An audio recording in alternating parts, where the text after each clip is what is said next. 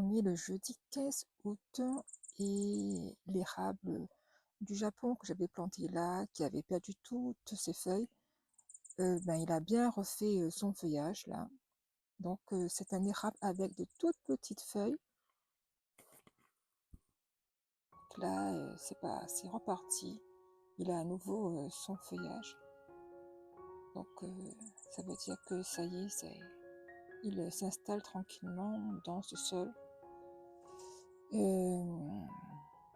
je lui ai donné là. Donc là, même la tige, elle est toute belle.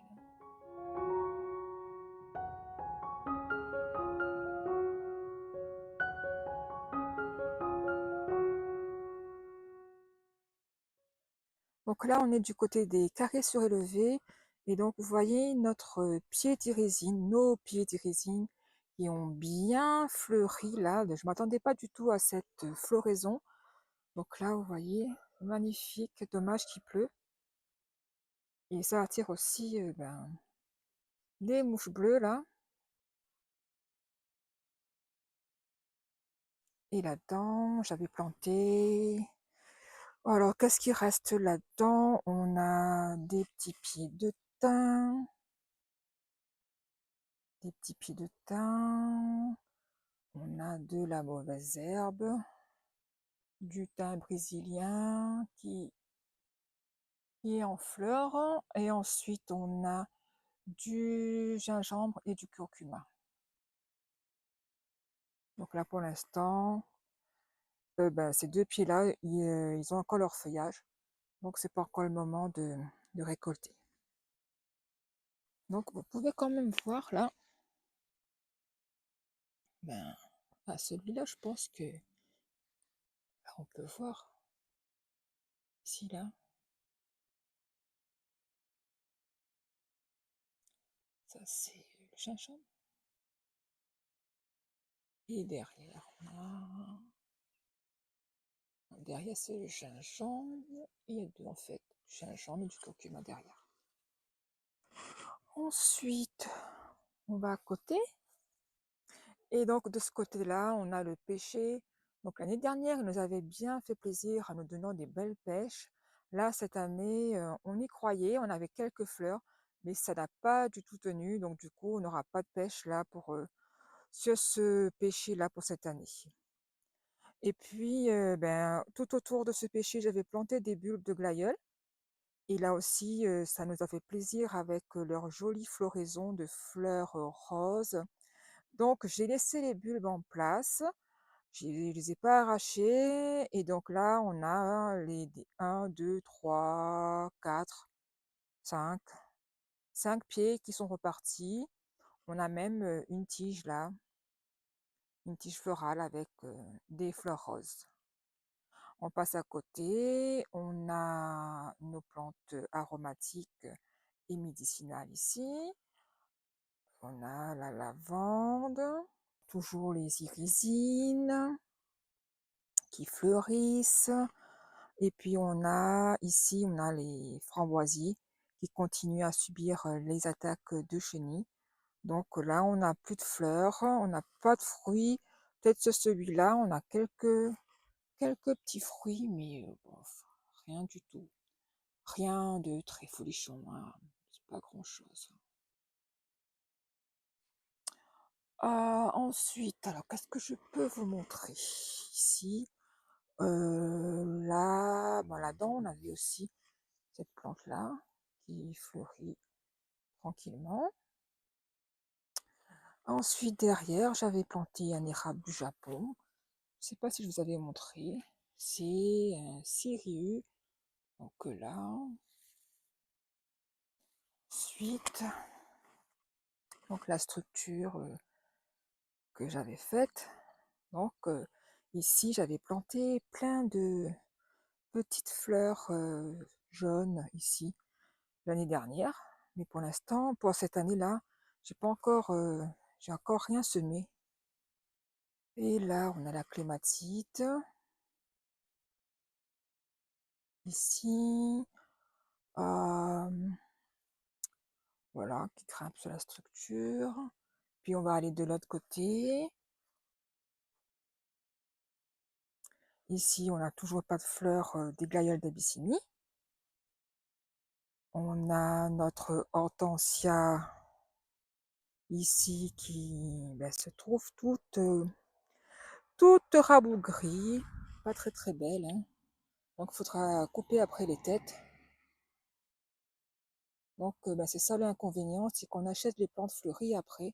Lorsque on les installe, voilà. Ici, l'érable du Japon, Katsura, il n'y a plus de feuilles.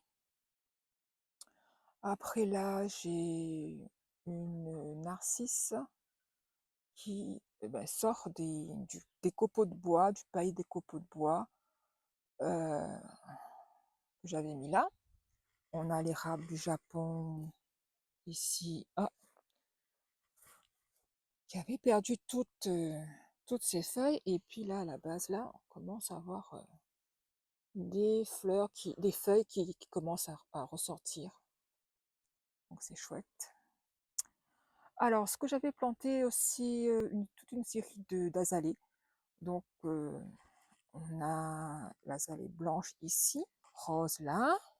Pour l'instant, j'ai pas taillé. Donc, je laisse les fleurs parce que on a des fleurs. Donc, ce serait dommage de ne pas profiter de leur floraison.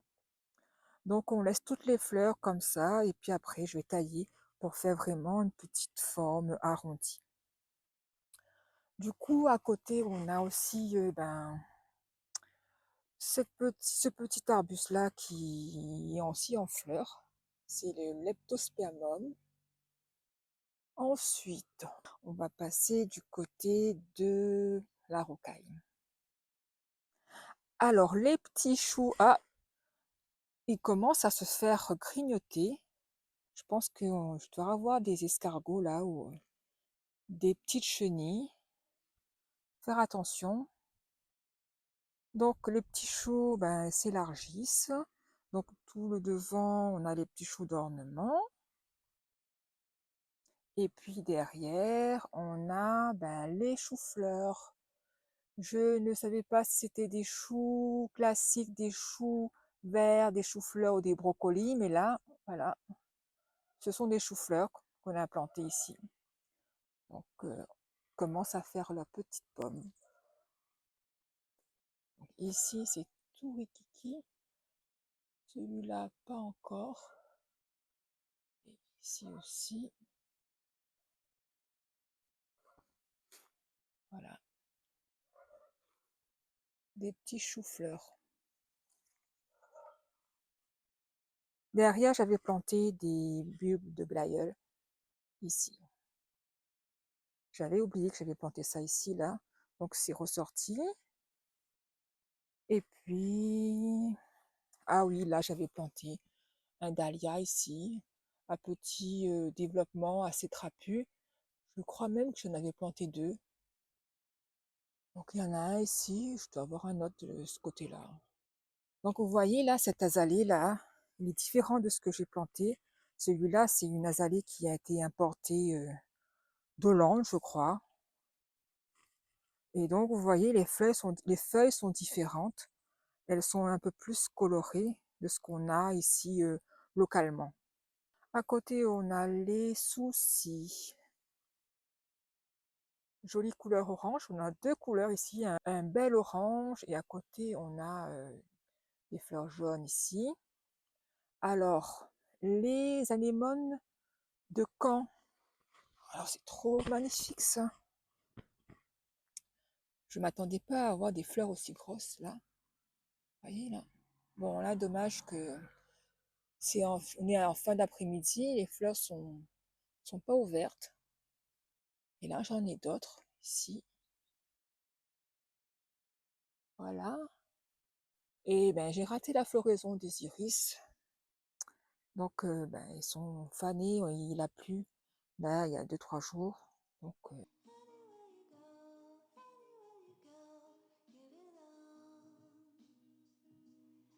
on est le vendredi 2 août.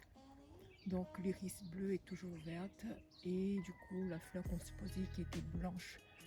En effet, elle est blanche, c'est ouverte.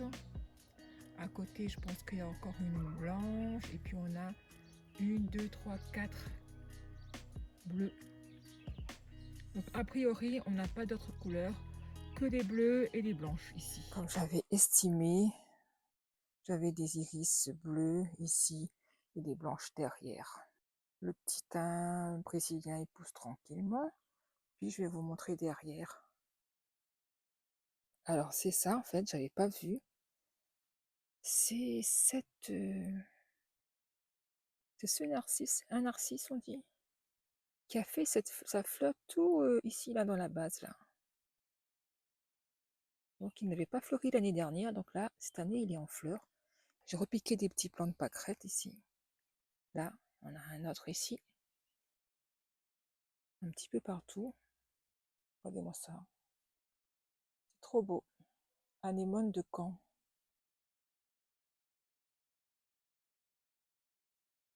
Les basanères continuent à pousser et à fleurir. Voilà. Ensuite, derrière, on a à nouveau une azalée. Le plaque minier, il est à nouveau en train de faire son feuillage là.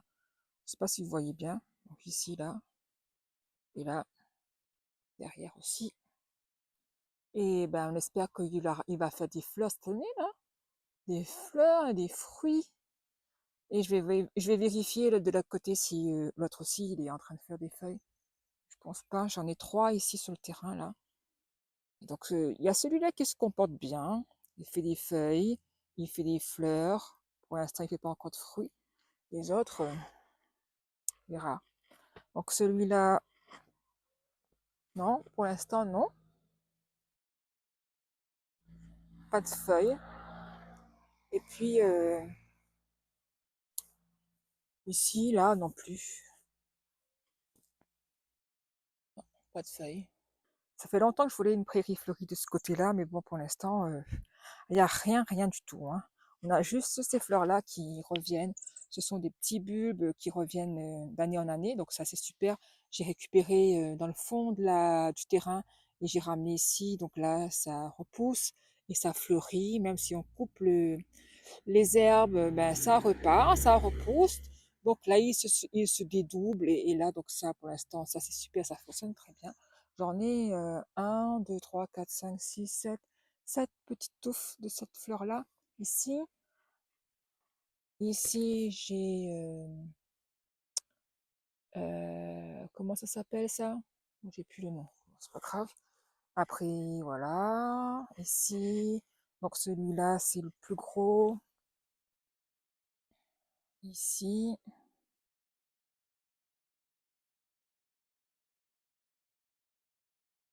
voilà. On a derrière. Donc j'avais planté des crocus, donc ça n'a pas poussé. Et puis, ben, avec les herbes qui envahissent tout, c'est un peu compliqué, hein.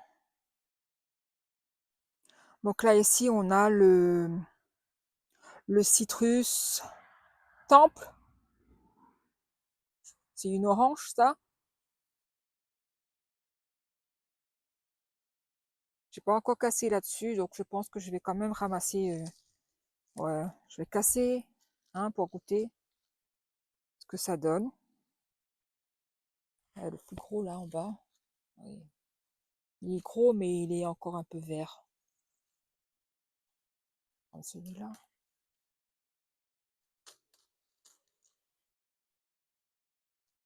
Je vais prendre celui-là, il est un peu plus coloré. On va voir ce que ça donne, hein. C'est le temple. C'est ouais, c'est une mandarine, je pense. Faut que je regarde mes notes. Derrière celui-là, il avait fait des fleurs, mais il n'a rien donné en fruits. Donc ça, c'est Washington, je crois. Par contre, il abrite des petits escargots. Ensuite, fait le tour, hein. Celui-là, ça c'est un arbre qui donne des fruits comme... ben, je vous montrerai ça en photo. Donc là, avec le froid, il a toutes ces feuilles qui ont qui ont séché. Ensuite, on a derrière les hortensias complètement séchées. Bon, ben, c'est la période, hein. Après, on a ici le noisetier qui a plus de feuilles. Et là, on a les narcisses ou les feijoas qui sont en fleurs.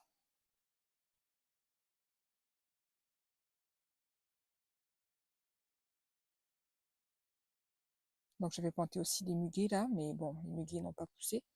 Mais par contre, les narcisses, ils poussent bien, ils se dédoublent. Donc ça, ce sont des pieds que j'ai transplantés ici de ce côté-là, parce que là, il n'y avait que de l'herbe.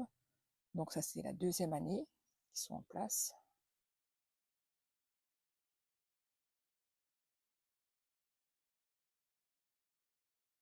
Ici.